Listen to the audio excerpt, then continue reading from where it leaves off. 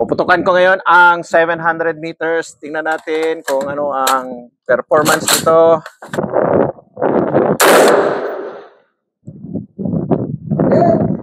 Wow! Old but gold. Ito ang isa sa makasaysayan ng mga sandata sa Philippine Army. Ang M16A1 rifle. Na-introduce ang M16A1 rifle noong Vietnam War at bilang allied nation, nagkaroon tayo ng ilang units nito. At noong 1980s, nag-produce din ang Pilipinas ng Elisco version ng M16A1 under license ng Colt. At titingnan natin kung kaya pa rin ba ang Vietnam era na rifle para sa pakikidigma. At alamin natin kung ano ang mas magandang pipiliin natin. Yung version ng Russia, ang AK-47, o ang version ng Amerikano, ang AR-15 M16 platform. Alamin natin. Ang bala para sa atin M16A1 rifle ay ang M193 ball, 55 grains, at ito ay ang akma na bala para sa 1 in 12 rate of twist na barrel na nakalagay dito. So ngayon i-test ko ang ating M16A1 rifle, Vietnam era weapon dito sa layong 25 meters. Ipag-shot group natin, putok ako ng 5 rounds, titingnan natin kung magkaroon tayo ng magandang shot group.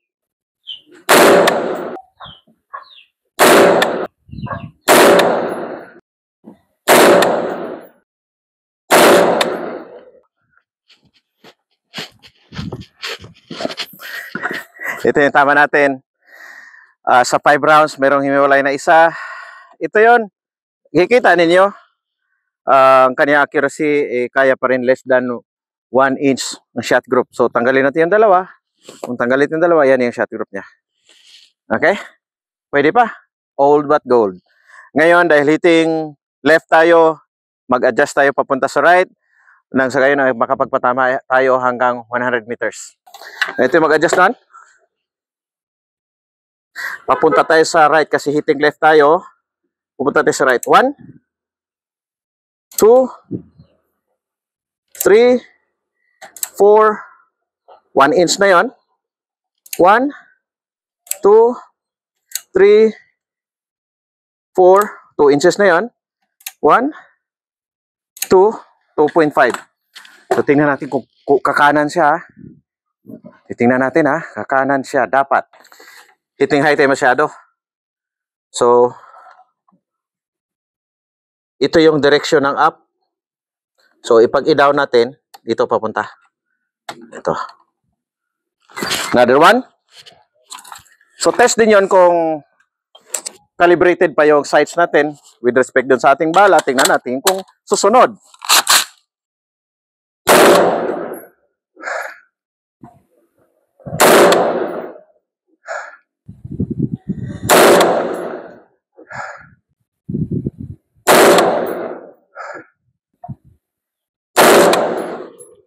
Clear.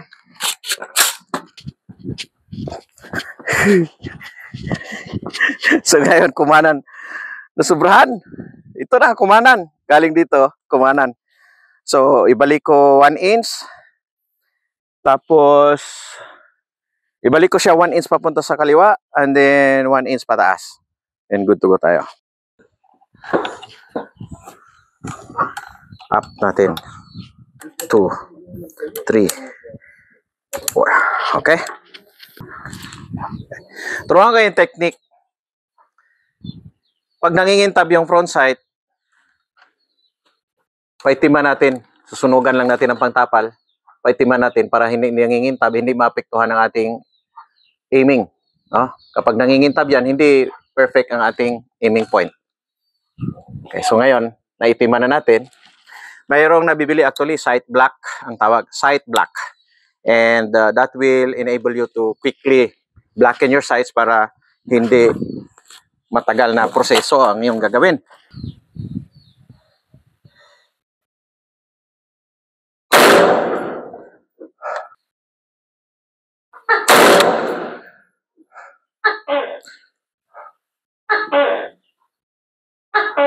Bito ko!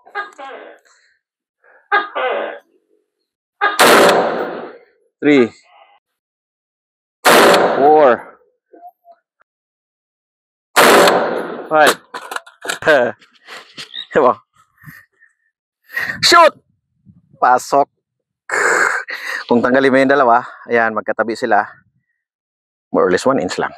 Yung accuracy para sa M193 ball with that kind of barrel, 1 in 12, pwede na. And it means kapag 1 inch sa 25 meters, 4 inches yan sa 100 meters. Kung ilagay mo siya sa 300 meters, ibig sabihin 12 inches, kaya mong matamaan. And i-prove ko sa inyo mamaya, matamaan natin. Putakan natin ngayon sa layong 100 meters. Meron tayong 12 by 15 inch. Tingnan natin kung tatama tayo.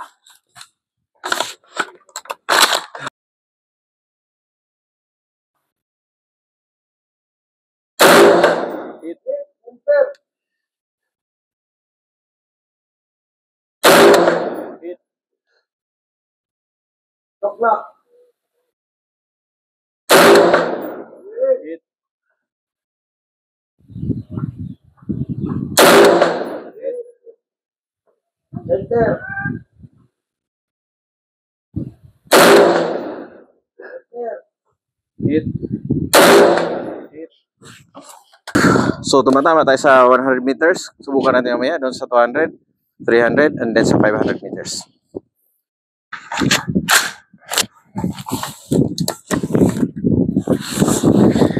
Iputok natin ngayon sa layong 200 meters. Given 6 o'clock tayo doon sa 100.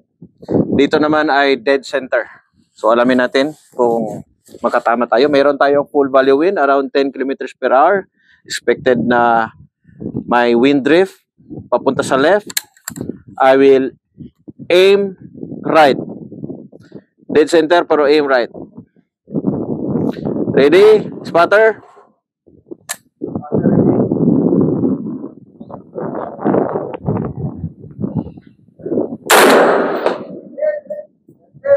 Ha, tama yung aking computation. Ikaw ay sa 10 kilometers per hour, 5 to 6 inches liko niya.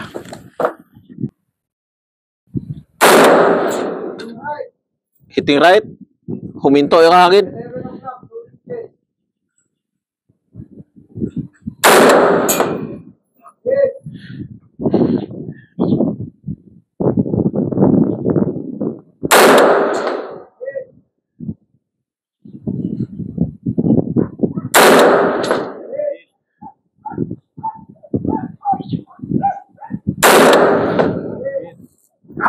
Sunod-sunod, hindi na-chamba yun. Okay? Ngayon, pagpuputok tayo ng 300 meters, kung man-size target, ang aim mo sa ulo, dibdib ang tama. Ngayon, meron tayong target doon sa 350 meters. Susubukan kong i-L-mark. Tignan mo, yung L-mark, long range ang tawag dyan. Yan. Ilagay mo dyan. Tapos mag-aim ako sa dead center. 350 meters. Ha! Tama uli. Ganyan ang mga veterano, di ba? Kabisado yung mga adjustments.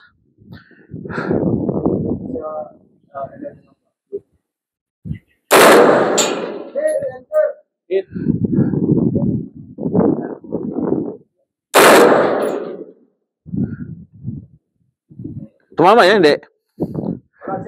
Na, hinangin. Aim right konti.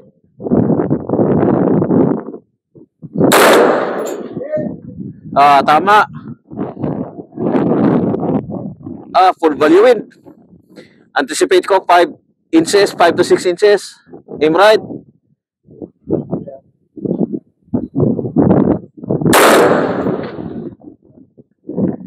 Tumama.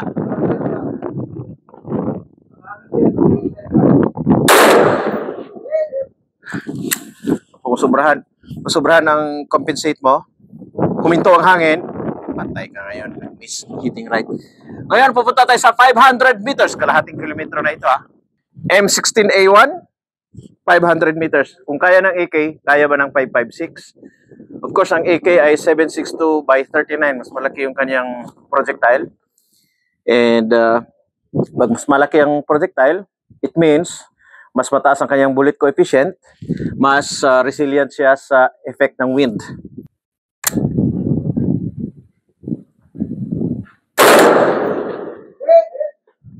Hit.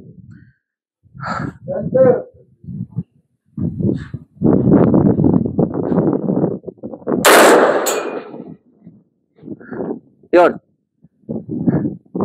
Nahangin na naman ako.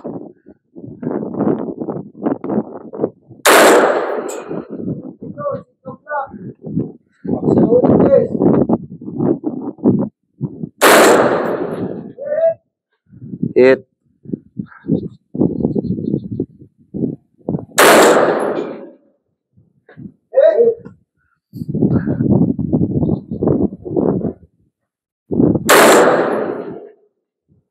Wow, lagabog!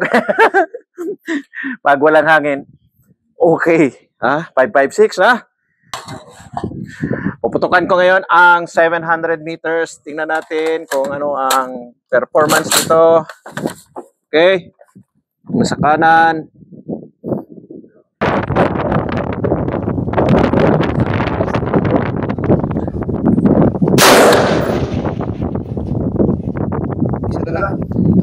Hitting left na the place there sa 9 o'clock at 10 o'clock the place.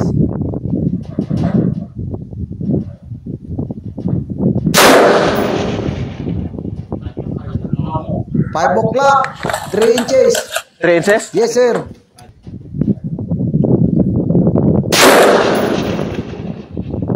Hitting low. 6 o'clock, 5 inches. 4 o'clock, 1 inch. 1 inch na lang? Yes, sir, 4 o'clock.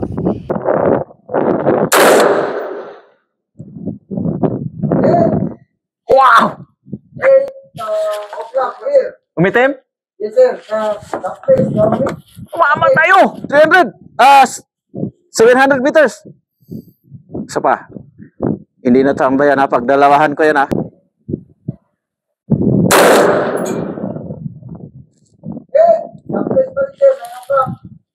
Pangalawa na yun. Last one!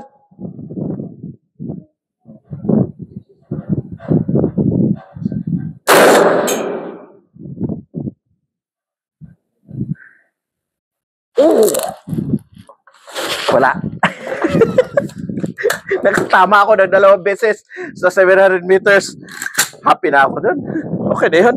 Ngayon, subukan ko rin sa 1,000 meters. Doon tayo sa 1,000. Baka naman matalo niya yung AK. Ha? Kahapon yung AK. Hindi makatama nung unang araw eh. 1,000 ha? Alam ko na yung aiming point dyan. Sa aking M16A2, naipatama ko sa layo na 1,000 meters. Ngayon, puputok ako ng 5. Tingnan natin. Kung makikita mo yung hit doon sa ground, mag-guide mo ako papunta doon sa target.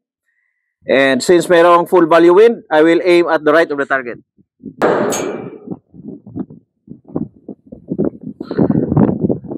Siyempre, ambition lang to. May patama mo yung 556, 1,000.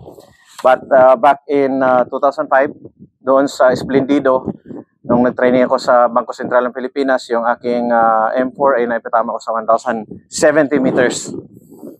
Hindi lang isang beses, kundi 3 beses. Last 2 rounds. Grabe hangin.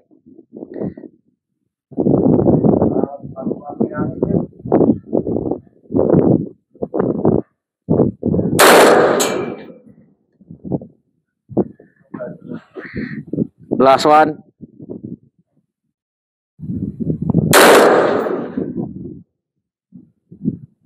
Boom! Wala.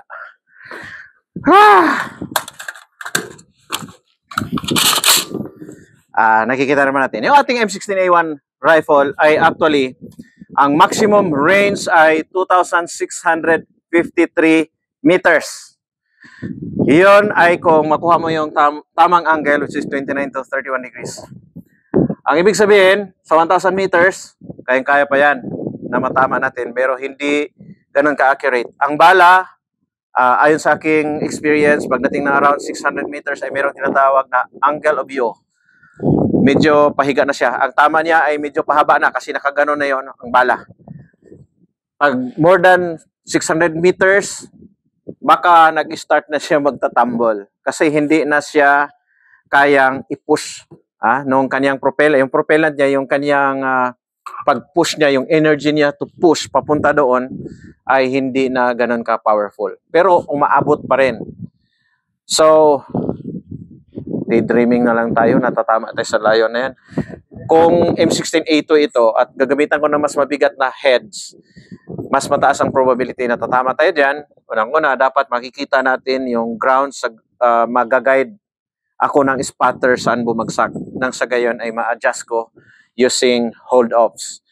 So, para sa akin, both the M16A1 rifle and the AK-47 AKM rifle can perform its basic function, that is to provide accurate fire up to 250 meters, 300 meters, and you can even extend it in the hands of a competent marksman.